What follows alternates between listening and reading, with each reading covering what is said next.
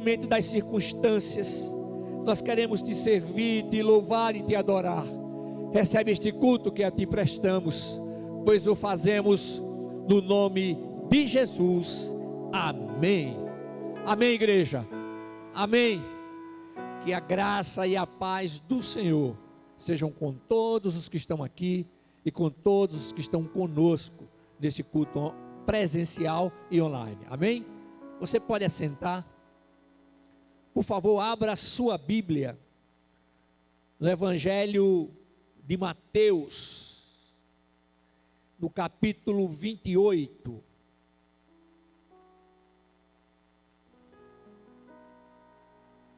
Aleluia. Hoje, o mundo cristão comemora, celebra a ressurreição de Jesus.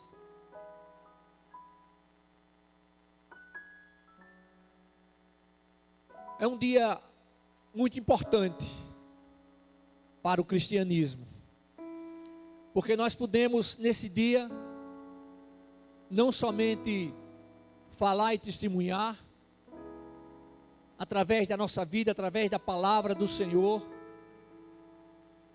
que verdadeiramente existe um Deus que é poderoso, um Deus que é trino e uno, o Deus que se fez carne e habitou entre nós, com um propósito tremendo e maravilhoso, de fazer com que tenhamos vida abundante na terra e vida eterna nos céus.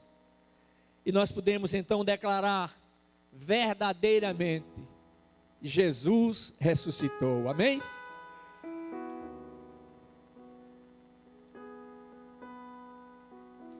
Evangelho de Mateus, capítulo 28, a partir do versículo 1.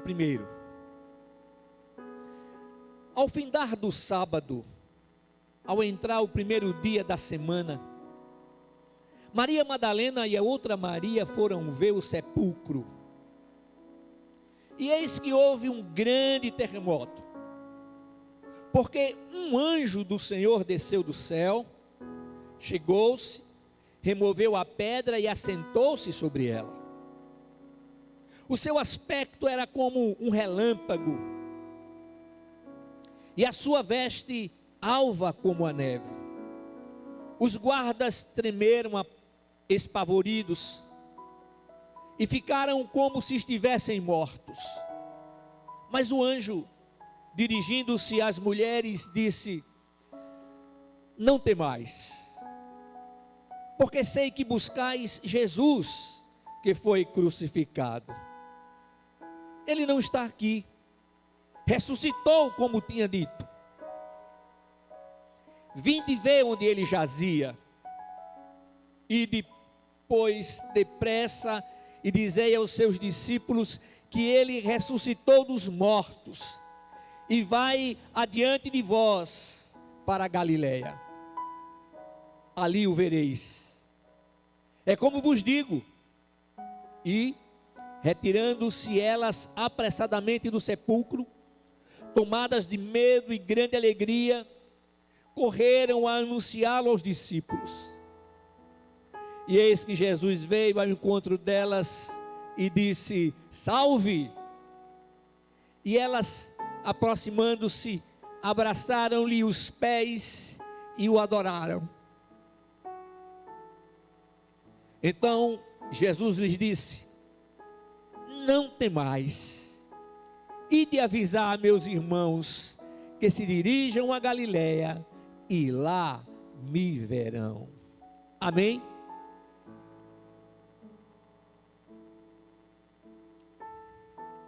Irmãos, quando olhamos para o Calvário, não enxergamos Jesus Cristo crucificado. Enxergamos a cruz vazia, porque ele ressuscitou dentre os mortos. A palavra de Deus nos diz que no momento final ele bradou: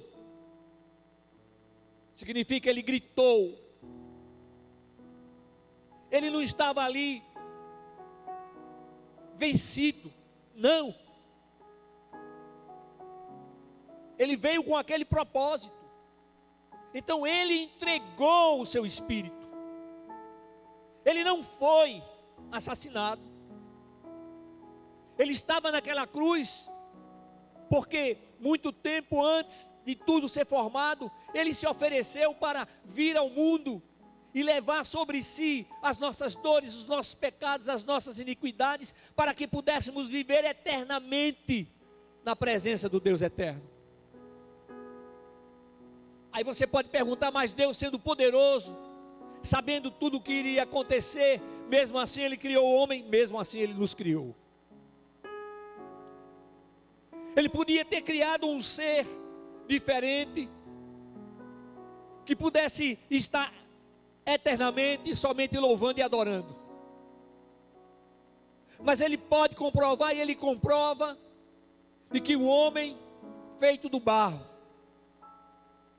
pode ser fiel, pode viver em fidelidade ao Senhor e estar eternamente em sua presença. Nós podemos também comprovar que a ressurreição de Cristo foi o ápice do plano divino em resgatar o ser humano das garras do maligno. E ao ressuscitar, Cristo declarou: eu sou o que vive, fui morto, mas agora estou aqui vivo para todo sempre, e tenho as chaves da morte e do inferno. Apocalipse capítulo 1, versículo 18. A partir daquele momento, estava garantida a nossa salvação.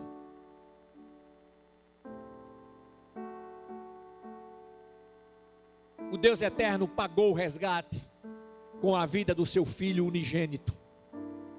Fomos resgatados do pecado, fomos resgatados da morte para a vida, das trevas para a sua maravilhosa luz. A ressurreição de Cristo, sem dúvida alguma, mais uma vez, é o ponto culminante do Evangelho. E a ressurreição de Cristo comprova muitas coisas. Eu separei apenas 4, irei apenas citá-las. Primeiro, que ele é o Filho de Deus. Ao ressuscitar, ele comprova isso. Ele comprova o que falara aos seus discípulos antes de tudo acontecer. Ele mostra que a ressurreição não foi algo que aconteceu, algo inesperado que aconteceu, mas algo que já estava determinado, já estava programado. E para ressuscitar, ele tinha que ter poder para fazer isso. Poder que homem algum teve e jamais terá. Fundadores de seitas, que muitas vezes são tidas como religiões, morreram. Os restos mortais encontram-se no sepulcro. Mas Jesus Cristo não. O sepulcro está vazio. O sepulcro está vazio. Ele ressuscitou dentre os mortos. Ele está vivo. Aleluia. A segunda, a verdade das Sagradas Escrituras. A ressurreição de Cristo comprova que a Bíblia foi escrita por homens inspirados por Deus. Quando você vê de Gênesis a Apocalipse, a palavra de Deus fala sobre um Deus tremendo e maravilhoso, um Deus provedor, um Deus de amor, um Deus que salva, o Deus que cura, o Deus que liberta, o Deus que transforma. A ressurreição de Cristo comprova que a sua presença em nossa vida é diária. Quando ele está voltando para o Pai, ele declara aos seus discípulos: eis que estou convosco todos os dias, até a consumação do século. Aleluia. Ele não disse estarei, ele disse estou, aí presente no indicativo, presente ali em todo o tempo, quer chova ou faça sol, jamais estaremos sozinhos. A ressurreição de Cristo comprova o seu poder sobre o pecado, a morte e o inferno. É por isso que não tememos o amanhã, porque nós temos a garantia que Ele já está no amanhã, aguardando por mim e por você, ao mesmo tempo que está aqui conosco, porque Deus é um único Deus, trino e uno, onde a operação do Deus eterno como Pai, do Deus eterno Espírito como Espírito Santo, e o Deus eterno como Filho. Meus irmãos, nós precisamos verdadeiramente glorificar e exaltar a esse Deus que é único, a esse Deus que nos dá o fôlego da vida, o Deus que está permitindo que estejamos aqui nesta bela manhã. Aleluia. Agora, precisamos enfatizar que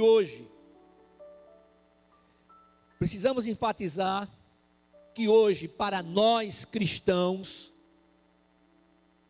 a Páscoa tem um significado tremendo, significado histórico, porque na Páscoa se proclamava, se anunciava a vinda do Messias. A Páscoa que o mundo comemora é uma oportunidade da gente enfatizar o amor de Deus, o seu poder e a sua ressurreição. Mas ali com os discípulos, na noite que foi traído, Jesus Cristo celebrou a última Páscoa. O próprio Messias, ao celebrar a última Páscoa, ele anuncia um novo tempo. Ali na noite em que ele foi traído, foi entregue, ele já sabia de tudo o que iria acontecer. Ele então, naquela reunião histórica e maravilhosa com seus discípulos, ele institui a ceia do Senhor. Agora não mais o cordeiro pascal, não mais as ervas amargas, mas agora o pão e o vinho, simbolizando o pão, o seu corpo, que daí a alguns instantes seria entregue em nosso favor, e o vinho simbolizando o seu sangue, que seria derramado ali no Calvário, derramado por nossos pecados e iniquidades. Deixa eu dizer uma coisa para vocês.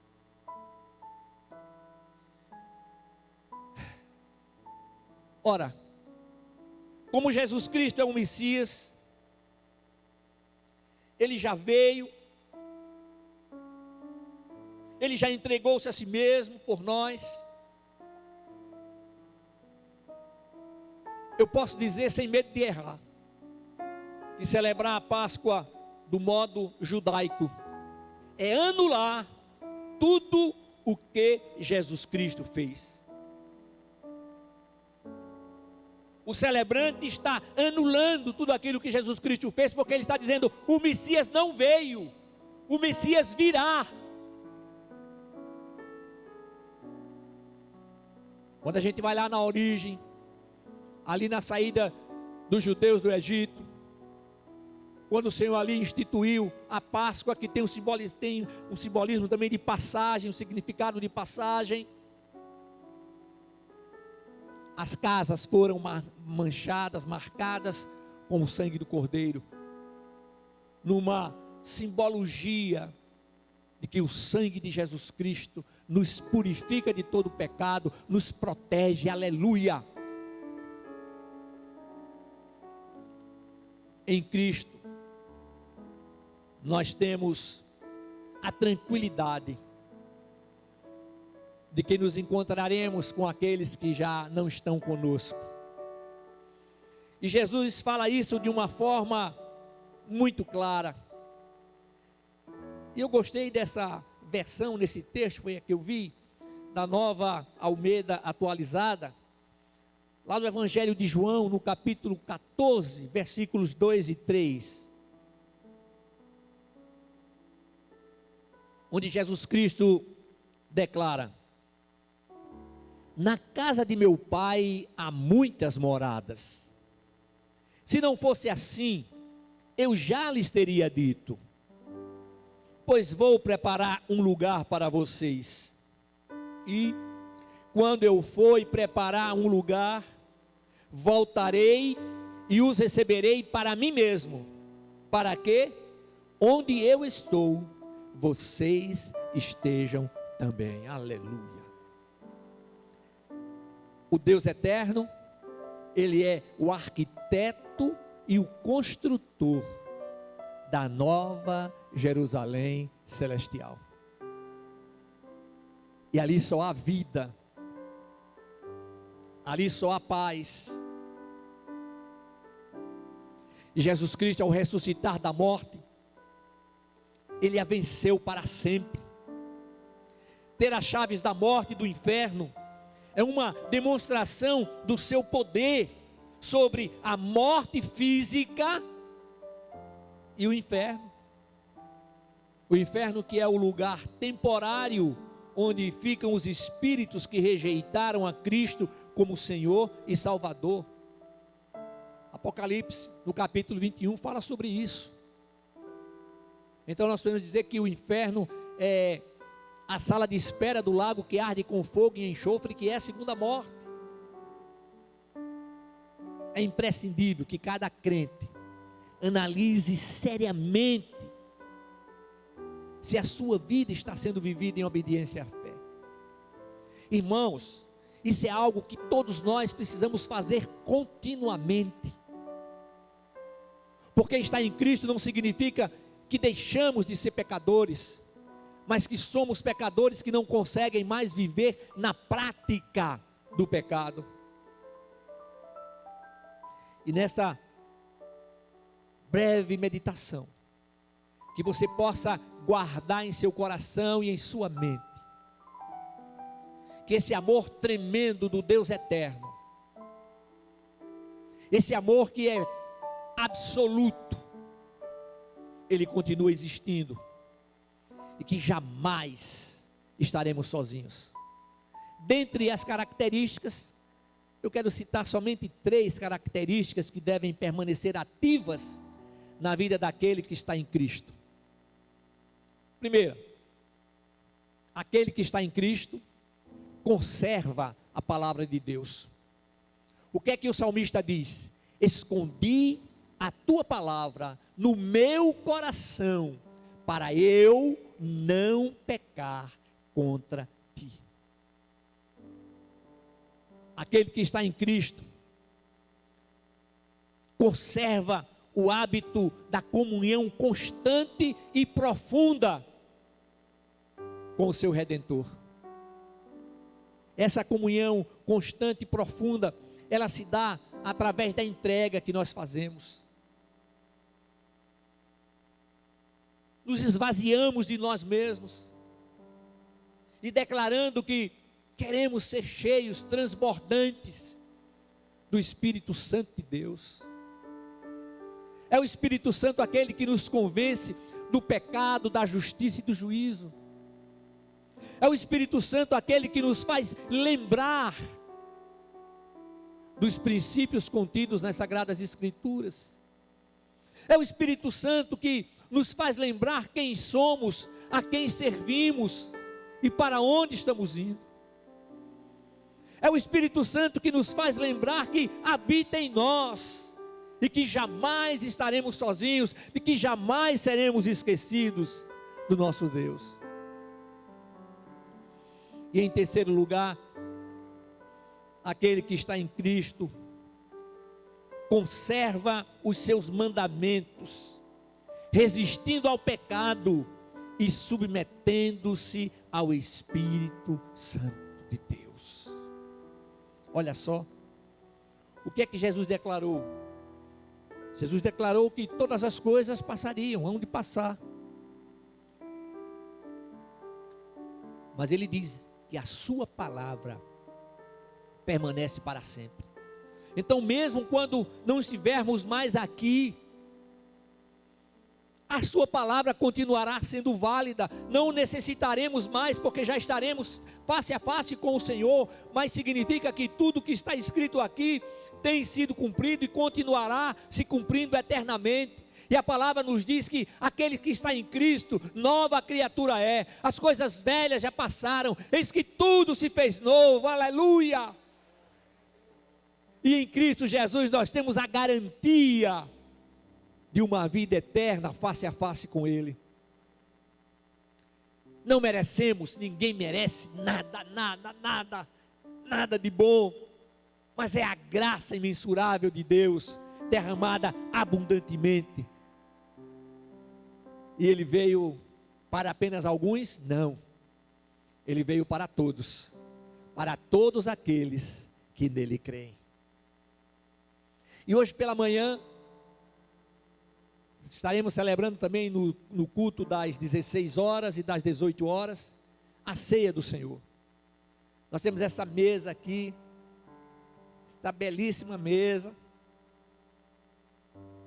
uma cruz vazia, uma coroa de espinhos, simbolizando a coroa de espinhos que foi colocada ali em Jesus. Mas nós nos prostramos diante do Jesus ressurreto. Nós adoramos ao Jesus ressurreto. Nós nos rendemos ao Jesus ressurreto. E o Deus tremendo e maravilhoso que nos criou e que tem nos dado vida, Ele opera em nós através da sua palavra, através do seu Santo Espírito, para que possamos permitir toda mudança necessária em nosso ser. Ele quer fazer com que tenhamos o caráter dele, ou seja, o caráter de Deus, caráter divino na nossa vida. Um objetivo que você pode dizer totalmente impossível, mas um objetivo onde o Senhor demonstra que é possível operar, que é possível agir, que é possível transformar o homem do seu pior estado para o melhor estado na presença do Deus eterno, para servi-lo e adorá-lo.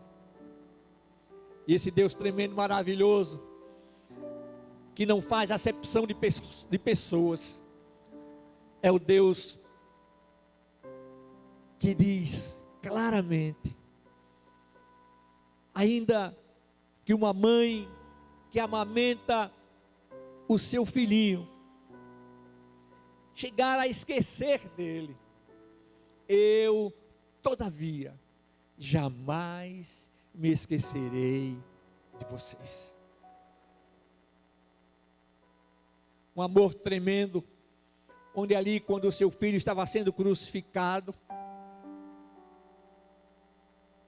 o Deus eterno que não tem comunhão com o pecado, e que fez do seu próprio filho, não pecador, mas pecado, aquele que não teve pecado, ele dá as costas para o seu filho unigênito, para que o sacrifício da cruz pudesse ser concluído, para que tivéssemos vida. E essa vida que nós temos, ela precisa ser vivida no temor do Senhor. Quantas teologias mentirosas têm surgido? Se estamos em Cristo, precisamos ter uma nova vida em sua presença. Agora, o pão e o vinho. Uma ordenança para a sua igreja. E a ordenança foi que a sua igreja celebre a ceia até a sua volta. E ao celebrar a ceia, nós estamos anunciando a morte de Cristo. E ao anunciar a sua morte, nós proclamamos a sua ressurreição ao terceiro dia. E faremos isso enquanto estivermos aqui na terra. E o apóstolo Paulo, lá em 1 Coríntios, no capítulo 11, ele fala algo tremendo, maravilhoso. Na realidade, não é Paulo quem fala. Ele foi apenas um instrumento que Deus usou, porque toda a Bíblia foi escrita por homens inspirados por Deus.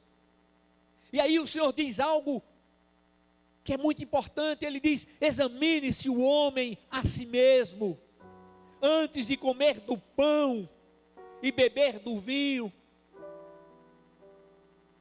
Porque aquele que come do pão e bebe do vinho indignamente é culpado do corpo e do sangue de Jesus. O que é isso, pastor? Aí eu vejo pessoas que dizem assim: eu não vou tomar ceia, eu não vou participar da ceia.